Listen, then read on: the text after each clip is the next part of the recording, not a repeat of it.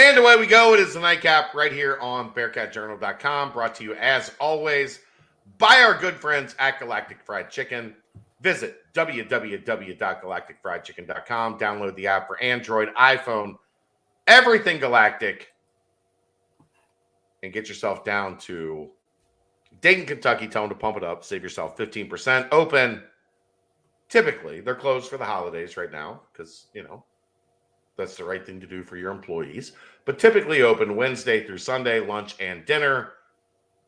And if you want, go to the app. They will deliver it pretty much anywhere inside the 275 loop. And you can get your Galactic fix. All right, Aaron. Let's get this show on the road. It's Three Keys Wednesday. It is. Because we're not working tomorrow. Nah. You're clearly at your mom's. The locker is not in the background. The baby bin is in the background. Yep. So you're at your mom's for the holiday season. I have stuff to do with my aunts tomorrow. I will be getting up, mid-morning, mid-morning, and putting the ham on the smoker. I've got a ham glaze I'm messing with maple syrup and brown sugar and turbinado sugar and orange zest that I'm having fun with. Should I put bourbon in it? Do you think I should put bourbon in there? I'm surprised you're actually asking. Then. Well, then you have to make the decision. Do I put the bourbon that I like and drink into the glaze? No, you put the cheap stuff in. Right. Well, yeah, but I'd still drink the cheap stuff. I'm not putting the expensive stuff in. You've lost your damn mind if you think that. Go buy a cheaper bottle. Go get some early times and put the early times in there. You're doing this all wrong. Oh, shit. If you want more Thanksgiving talk, the end of the BCJ podcast tonight. Jesus. I love Dave. Dave hates Thanksgiving. He doesn't hate Thanksgiving, but he hates and look, man, he makes a good point. Every Thanksgiving side has the same consistency. It's just mush. Plenty to get to there. Also, if you haven't signed up already, Bearcat Journal is 75% off through Black Friday. Yes. And join us. We do a lot of great stuff here, but there's a lot of stuff you miss if you're not on the boards. It's the best online community that there is, covering UC and discussing UC. There is stuff there you don't get here because that's our bread and butter. That's where we make our money. There is stuff there that is exclusive to the members of the Bearcat Journal community. It's like 75% off. $25 for the whole year. Yeah. Do that, please. And you help us. Yeah. Also, Home Field has their Black Friday event going on. They're a friend of the show. They're a sponsor right now. They're a sponsor through the holiday season. Yeah. My favorite hoodie, my favorite thing to wear one of mine is my UC Home Field hoodie. It's so comfortable. It's got the fleece kind of Sherpa feeling on the inside of it. It also doesn't lose that softness after washing like a lot of your hoodies do. They launched in April? Something like that. The UC collection, back in the spring, they launched the UC collection. That thing is still as comfortable today as the day they sent it to my house. So I between that and the crew neck, I have both their sweatshirt options, and they're both fantastic. And I've got the baseball T-shirt. The T-shirts are so soft too; it's stupid. The baseball T-shirt probably gets me more response than anything when I'm wearing it out, because people are like, "I've never seen that." The baseball 1956 baseball T-shirt. People are like, "What the?" I think they've added to their collection now, though. They got 20 shirts that you can choose from, all different colors: white, gray, carbon, black, red. Yeah, whatever you want. Homefieldapparel.com. Check them out. They're awesome. What's the code? I don't think there's a code. I think it's just a. All right, I thought there was a code. Hold on. Damn it, Aaron! You're making me think. I just want people to get the deal. I know. I'm trying. While you're looking for that, now, hold on. I was just Go going to ahead. say Sorry. the spread has updated for UC Tulane. It is now a 1-point spread. So things are not moving in the direction of the Bearcats' favor there. I mean, look. I personally, I am not sure. Like, are we confident that Ben Bryant is going to play? Because we've listened to Luke Fickell on Tuesday. We have heard him say things like they're going to do everything possible to get him ready, and I believe that 1,000%. Well, but it's a short week. We'll get in the weeds in our 3 keys when we get to that. I just wanted to update that while you were trying to find if there was a code. I don't see a code in the emails that I've gotten. Well, if there's a code, make sure you tweet it out. Yeah, I would tweet it out. I'm sorry. All right. I'm underprepared because it's been a long freaking night already. Well, we have to lead with basketball first before we get to our 3 keys. The Bearcats 81-62 win over Louisville. Thank God. Thank God. Thank God.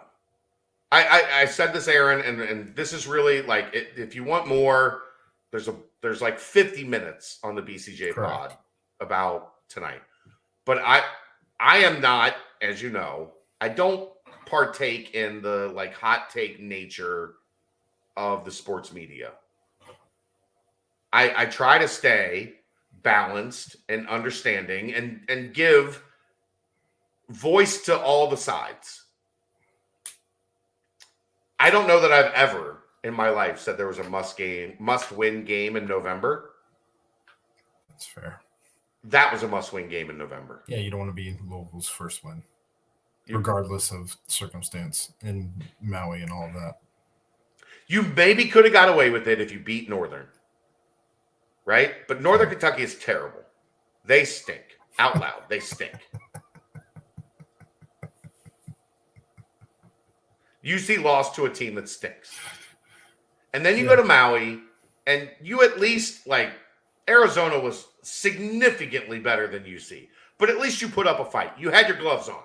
Well, right? And Louisville lost to Wright State, and Wright State lost to UCB or something. I don't know. They lost to UCR. Yeah, whoever it was. Look.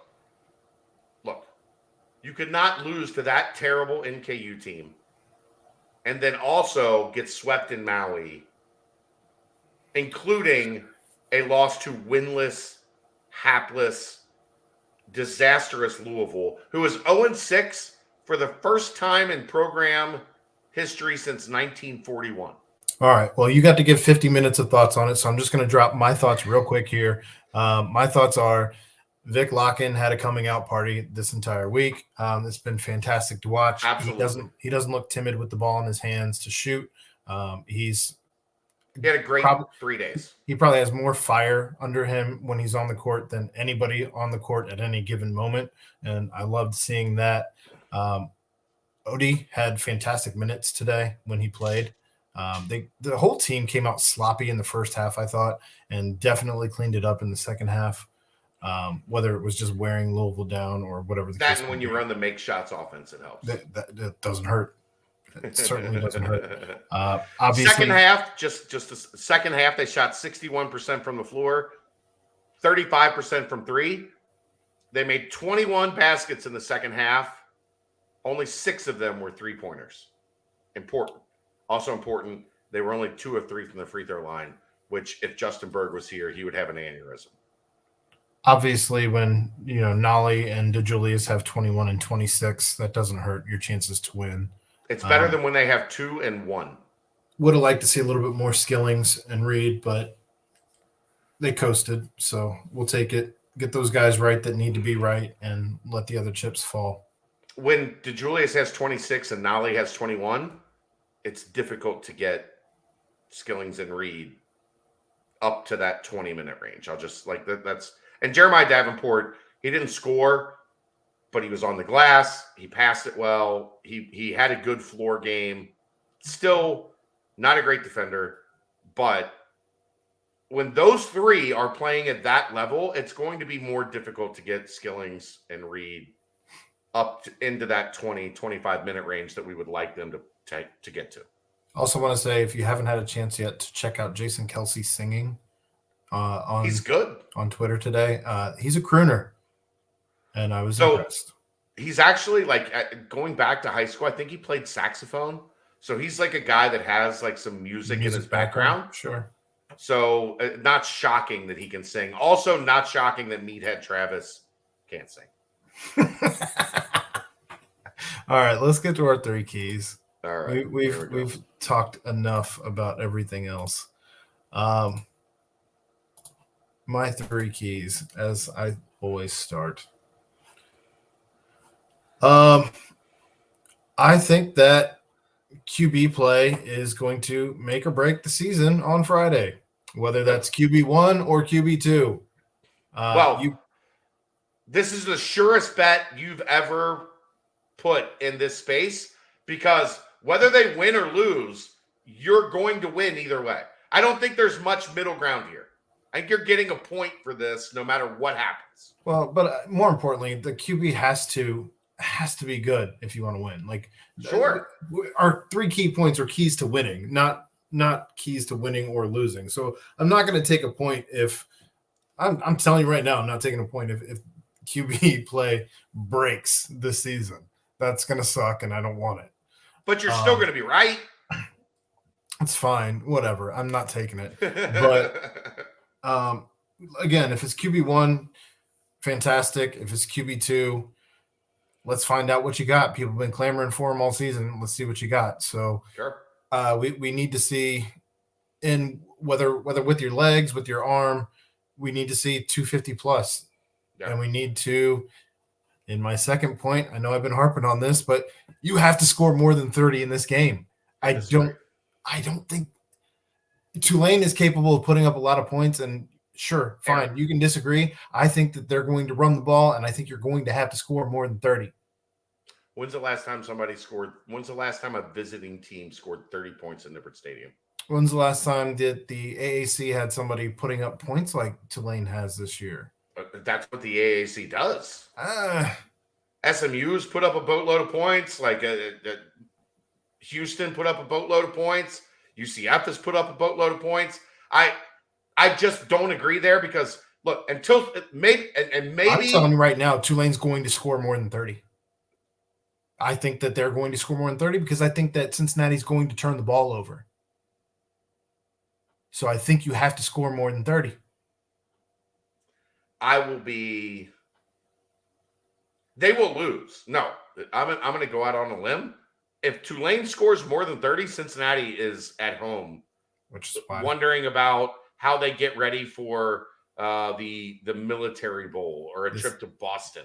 This is why I think that Cincinnati has to score more than 30. Okay. Just saying. I disagree. That's fine. Oh, I didn't paste the right one. I missed my copy and paste. Do I still have it? Come on. I had it. I moved my 3 to 1 because I wanted to lead. The third one was actually, it was stop the run again. You have to figure out how to stop type it out again. Fine. Stop. I don't like this keyboard.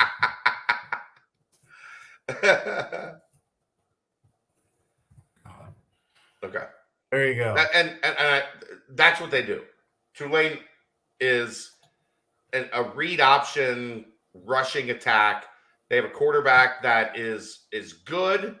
He typically throws less than 20 times a game, which means they are trying to lull you to sleep with the run and then hit you over the top and beat you that way. You have to stop. They've got a really good running back. If they do to him and Dave said this tonight, and I fully agree, and if they do to him what they did to Keaton Mitchell in the first half, Cincinnati dominates this game. If Keaton Spears looks like Keaton Spears, I combined them there. You like what I did? If Spears looks like Keaton Mitchell did in the second half, it's going to be a bad afternoon in Nippert Stadium. So those are my 3 keys. You have to stop the run. You have to hold them. You have to hold them under 150 yards in rushing. I'll put a number on it. All right. I changed my last one just now. Well, I didn't have my last one on there, so. Stay disciplined. And that kind of goes back to what we just talked about. They want to like run, and then like hit you with a 18-yard, 20-yard, 25-yard play downfield because you're playing the run. So you are absolutely correct. The key to stopping Tulane is to stop the run, but you also can't put yourself in a situation where you stop the run and then they get a 27-yard gain down the sideline. By giving up 300 yards passing. Right. Right. Like you have to, they throw 20 times and get 210 yards passing. Like you that can't, they're not looking to beat you in the air. They're looking to punish you for overplaying the run, right? Does that make sense? Nope. Stay disciplined. The corners, the safeties, and I'll be interested to see if we see more of that 3 safety look with Hicks and Threats and Armorion Smith. Sure. Because those guys are, especially Threats and Armorion, those guys will punish you in the run game. I just want to see Ivan unhinged again. I miss him just unleashed. Well, they take some sacks. I know. Their guy's been sacked like 12 times. Michael only Pratt. reason I don't say his name is because my brain says Platt, and I know it's Pratt, so I just don't want to screw it up. All right. But Pratt, too. he takes a good deal of sacks, so you could see Ivan. Play to your strength. Well, this is where it gets interesting. If your strength is Ben Bryant, then you're pushing the ball down the field and trying to show. The UCF game was really interesting to me because Tulane looked unathletic in that game. They did not look like they had a ton of speed. Maybe that was a mirage because it was the way that UCF beat them with the read option game and ran it on them. But UCF looked significantly more athletic. And I think we saw in that UCF game that the Bearcats were just as athletic. They just didn't make enough plays. If it's Evan Prater, lean into the read option. Beat them to the edge. Get out in space and make them make plays in space. If you've got Evan Prater in there, don't run right at him. Well, yeah, right? I mean, it goes back to where I said his best play that whole game was the touchdown that wasn't a touchdown, right, where he extended the play and was able to find a guy wide open. Streaking. They can't lose at Nippert Stadium. Not at this point. Everything's on the line. National TV, 32-game home winning streak. Back against the wall. Bigger than anything, Aaron. And back against the wall, you're right, because with what the playoff committee did, what the CFP committee did, by leaving Central Florida in the rankings. Unbelievable. It's still after losing the Navy, they dropped 2 spots. I read somewhere that they are only 7 spots lower right now at this point in the season than they were when they were undefeated. Right. Mm-hmm. So because of that, the loser of this game is out. The winner of this game hosts the AAC championship game. The loser of this game is out, and they're off to some shitty bowl in some town that none of us want to fucking go to. Fair enough.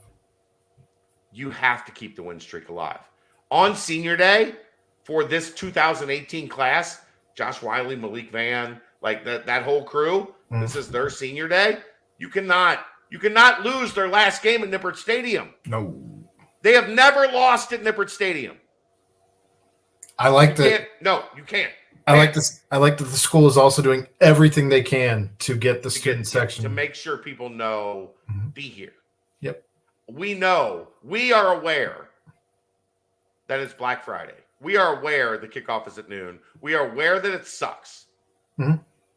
But are we a family or not? And if we are, get your ass to the game. And stay. And be loud. And wear black. That's the nightcap. Happy Brought to you by Thanksgiving. Galactic Fried Chicken. Happy Thanksgiving to everybody. Enjoy your day tomorrow. We'll see you at Dave Simone's family tailgate somewhere on Campus Green for breakfast. I don't know, whatever. Right here on BearcatJournal.com. See ya.